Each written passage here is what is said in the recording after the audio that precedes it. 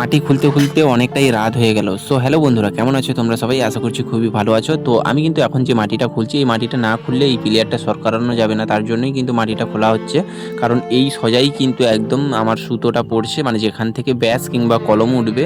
যার জন্য এগুলো ভালো করে সুন্দর করে একদম খুলে বের করে দিচ্ছি। একদম লাইন সুতো টাঙিয়ে একদম কাজ করা হবে। তো কালকের কিন্তু একদম মাপ নিয়ে তারপরে ব্যাসের গর্তটা খোলা শুরু হবে। তার জন্য আমি এই রাতের বেলা কাজগুলো করছি। অনেক সময় দিনের বেলা সময় পাই না করার জন্য, রাতে রাতে করে করতে হয়। তো আমি কিন্তু এখন এই কাজটাই করব, কারণ তুলে না দিলে সমস্যা হবে।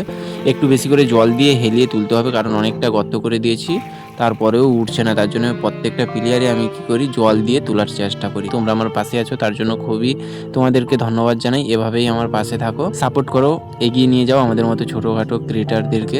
তো এখন কিন্তু আমাদের প্লেয়ার কিন্তু এরকম হলাতে হলাতে উঠে যাবে, কারণ এর আগে আমি আরও 3-4টে প্লেয়ার তুলেছি, যার জন্য কিন্তু আর প্রচণ্ড পরিমাণে ভার দেখতে মনে হচ্ছে। ওইটুকুটা কিন্তু ভার প্রচণ্ড পরিমাণে আছে। আর উপরেরগুলো ওগুলো কিন্তু একদম মেশিন দিয়ে ভাঙিয়ে দিয়েছি, আর না ভাঙলে ওই একা কিন্তু আমি তুলতে পারতাম না। তার জন্য আমার বাড়িতে বড় মেশিন আছে ঢালাই ফাটানো, ওই মেশিন দিয়ে কিন্তু ওইগুলো ফাটিয়ে দিয়েছিলাম, যার জন্য কিন্তু রডগুলো বেরিয়ে আছে।